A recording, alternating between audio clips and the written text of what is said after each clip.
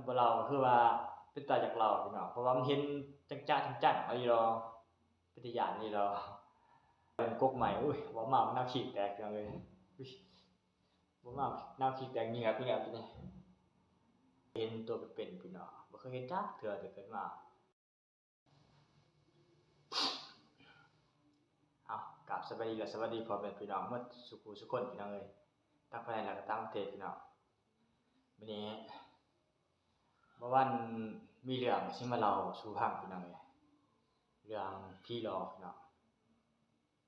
เกิดมาหาก็เคยเห็นตัวเป็นๆพี่น้องบ่เคยเห็นจักเทื่อแต่เกิดมาคันเห็นก็เห็นแต่เป็นแบบมันแกล้งไว้ก่อนใส่หรือว่าแกล้งที่ดินใส่ซื่อๆพี่น้องแต่ว่าอันนี้นี่เห็นตัวเป็นๆเลยพี่น้องเป็นตัวเป็นตนเลยแนวโอ้ยเป็นตาย้านนะอันนี้เรื่องจริงเด้อพี่น้องเด้อเป็นว่าเรื่องเล่าเด้อพี่น้องเรื่องเมื่อคืนนี้แหละพี่น้องเมื่อคืนนี้ไปอันนั้นไปยังตั๊กแตนพี่น้องไปยังตั๊กแตนมาขัวกินกับข้าวนี่แหละบ่มีแนวกินหาปลาก็บ่ได้ก็เลยไปยังตั๊กแตนกับเสี่ยวใหม่เพิ่นนี่เสี่ยวใหม่เคยไปมานำกันไปกับเพิ่น2คนหลังจากที่ว่ากินข้าวแลงประมาณ 4-5 โมงนี่แหละกินข้าวตะเวนแหน่เพราะว่าสิข้ามไปข้ามมื้อหน้ามันไกลพี่น้องเอ้ยก็เลยว่ากินตะเวนพากันย่างไปบัดนี้ไปฮอดไปฮอดบอนเยื้องตั๊กแตนนั่นสวนอ้อยหั่นเพราะว่าตั๊กแตนมันจับอยู่สวนอ้อยเด้พี่น้องมันจับอยู่ใบอ้อยไปฮอดหั้นก็พอดีเยื้องตั๊กแตนพอดีได้อยู่แต่6โมงแต่6โมงหา9โมงครึ่งอะพี่น้องประมาณนั้นนั่นแหละเพราะว่าก็ถือโทรศัพท์ไปนำก็เบิ่งอยู่บัดนี้ขากลับมาพี่น้องขากลับมาใกล้สิฮอดบ่อนผีหลอกนั่นแหละพี่น้องเอ้ยครับบอนหั้นมันมีห้วยเป็นห้วยเอิ้นห้วยจั่งห้วยพะคะเอิ้นห้วยเมื่อวันค่ำมาตอนมื้อหน้านั่นแหละพี่น้องมีห้วยพะคะแล้วมีครัวค่ำอะแล้วหั้นมันมีกกเปื่อยใหญ่พี่น้องกกเปื่อยใหญ่ๆกกเปื่อยตัวนั้นบ่อนครัวค่ำนั่นแหละก็พอดีเมื่อวันกลับมา2คนกับเสียนั่นแหละกับเสียใหม่เพิ่นนี่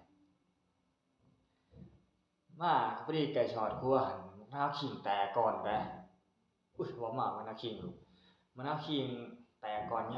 ากก็เลยถามเสี่ยวมะนาวขิงแตกบ่อุ๊ยแตกคือกันเพิ่นว่าเย็นบ่โตเพิ่นว่าอันนี้เรื่องจริงเด้อพี่น้องเอ้ยมาก็เลยย่างมาพอดีฮอดครัวพอดีแนมขึ้นไปเบิ่งกกใหม่อุ๊ยเว้ามามะนาวขิงแตกพี่น้องเอ้ยอุ๊ยเว้ามามะนาวขิงแตกเหงือกอยู่นี่พอดีแนมขึ้นไปเอ้ยเห็นโตขาวๆผมยาวๆตาผมแดงพี่น้องเอ้ยอันบ่วันเห็นนั่นพอดีแข้งกระเดะซิเลยสิใส่แบบบ่ติงเลยสิใส่ซิเลยแต่เสียก็แข้งเพิ่นสิเสียสุคนเสียลูกศรเห็นตาแดงๆเอ้ยเกิดมาก็เคยเห็นพี่น้องเอ้ยโอ๊ยหน้าขิงแตกนะเว้ามาหน้าขิงแตกเนาะเป็นตาย้านดีเกิดมาก็เคยเห็นตาผมมันแดงอันสิย่างหั่นย่างก็ย่างบ่ได้เด้พี่น้องมันแบบว่ามันอันนั้นมันแข็งเลยอันนี้เห็นกับหูกับตาอีหลีดอกถ้าว่าไผเคยเห็นหั่นก็สิไผเคยเห็นกับหูกับตาก็สิคือสิแม่นคือความประวัตินะแบบว่าเห็นผีแล้วแบบว่ามันอ้ำนะส่วนหลายผีมันอ้ำแบบว่ามันอ้ำหลังจากเห็นปั๊บมันอ้ำแบบย่างก็บ่ได้เด้พี่น้องแบบว่าโตๆนี่แข็งเลยเด้แข็งอีหลีเลยแข็งหมดช่องเลยพ่นเลยบ่เคยเห็นจักๆจังๆจักเทื่อคะแนนแต่ว่าอันนั้นมีเขามาแต่ยังตักแตนกันแหละเขามานำหลังบ่วันมาก่อนเขามา4คนก็พอดีไปเห็นว่าวันหั้นแบบว่าแข้งกะเลซื่อเลย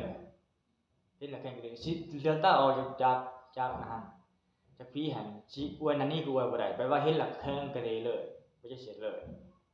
ก็พอดีเข้ามาเจอจะมาตื่นคะแนนแต่ว่ามีคนมา4คนก็พอดีตื่นก็เลยโอ้ยพี่รอเยอะเอาคนนี้ท้อเยอะพี่ถามพี่เขาว่าเห็นบ่พี่ถามเขาใช่เขาว่าบ่ได้พี่ให้ผู้เห็นมันบ่เห็นแต่ประมาณ2คนแต่ว่าตอนเขามาแล้วมันก็หายไปเลยเด้อพี่น้องบ่เห็นเลยจนบ่วันฝนตกมาเมื่อยขนาดพี่น้องเอ้ยเมื่อยจนอ่อนแอเลยเด้อเฉยๆเพราะว่าผีมันอ้ำแฮงย่างบ่ได้ติ๊กโตบ่ได้เกิดมาก็เคยเห็นพี่น้องกับตัวเองได้ยินแต่เขาโชว์ดอกวันนั้นหันลองนี่เลยได้พี่น้องวันนั้นมีมันใหญ่อันนึงกันแล้วไปยังเขียดไปแล้วมีอย่าง3คนด้วยกันไปยัง3คนแล้วมันใหญ่อันนั้นลักเห็นก่อนกันเห็นบ่เดียวกันนั่นแหละลักเห็นไปโตข่าวกันลักแข้งก็ดีเลยบ่ไปมาให้ช่างก็บ่ได้คะแนนแต่ว่ามีหมู่เราอีกผู้นึงหันบ่เห็นผีก็เลยมาดึงเอาจะว่าหูเมื่อจะว่าคือโตไปเลยจะว่าเราบ่ไปเลยทั้งนั้นระยะนี้เกิดมาบ่เคยเห็นจักเทื่อบัดนี้บ่แม่นสิว่ามีแต่สำนักนั้นพี่น้องวันอยู่บ่นั้นแต่ตอนประวันมาอยู่ใหม่ๆมาอยู่ใหม่ๆครับมาเมียใหม่ก็ไปเยี่ยงเขียนกันตอนนั้นหักลองคือกันแต่ว่าบ่เห็นโตบัดมาสุนี้เดี๋ยวโอ้ยเห็นโตเป็นต้นอยู่ดอกเด้อพี่น้องพุทธเจ้านะตาหันคนมันแดกผมยาวหลอกกันนะหลอกกินผมยาวจะว่าลากเขาขี้ดินนี่แหละผมยาวแต่เนี่ยว่าใส่ชุดขาวตอนบ่วันมาอยู่ใหม่ๆหันมาอยู่ใหม่มาเมียใหม่หันไปยังเขียดคือกันเขียดน้อยเขียดตอนนั้นก็เดือน12เดือนเจงนี่แหละมันมีเขียดน้อยแต่ว่ายามเดือนลมสิเดือน12นะพี่น้องมันมีเขียดมันเขียดน้อยก็ไปเยี่ยงกันตอนนั้นก็ไปหลายคนกับพวกไอ้หำตำรวจนี่แน่หลายคนแล้วก็เด็กน้อยอยู่บ้านเนื้อนี่4 5คน6คนนี่แหละ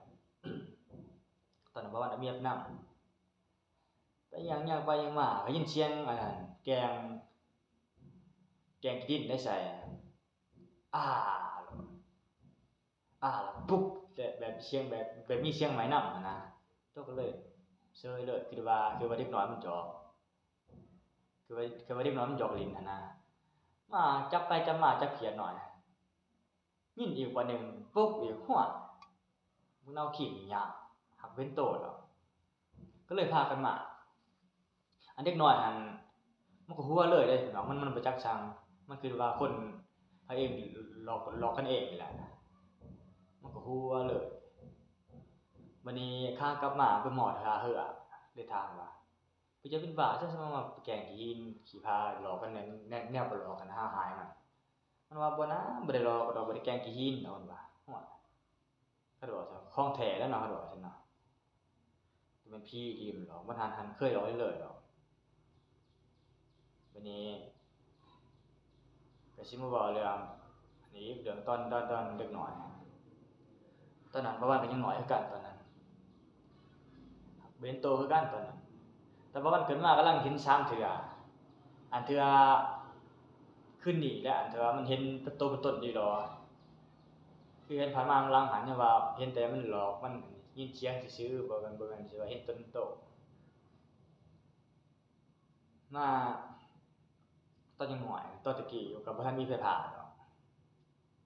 บ่ทันมีไฟฟ้ามีแต่จักรปั่นไฟซื่อๆตอนนั้นหน้าจอก็บ่ทันมีหน้าจอโทรทัศน์หลังจากที่ว่าเกี่ยวข้าวแลงแล้วกันนั่นแหละเกี่ยวข้าวแลงกินข้าวแล้วตอนแรกก็พาอีพ่ออีแม่แล้วพาไปเบิ่งหนังอยู่บ้านเบิ่งหนังอยู่เฮือนเขานั่นแหละพาไปเบิ่งหนังบัดนี้เบิ่งหนังสุดแล้วจั่งแล้วประมาณ 10:00 นปลายบ่วันก็เลยขี่รถก่อนเนี่ยมันเดือนแจ้งเด้บ่มันมีรถถีบน้อยเนาะมันเดือนแจ้งก็เลยขี่มาบัดนี้มันยินเสียงดังแบบว่าเสียงคนกร้องเขาอะนะตัวเราว่าคนขี้ลักบ่ก็เลยไปจอบเบิ่ง ย่างไปไกลชอดเนี่ยยังยินเสียง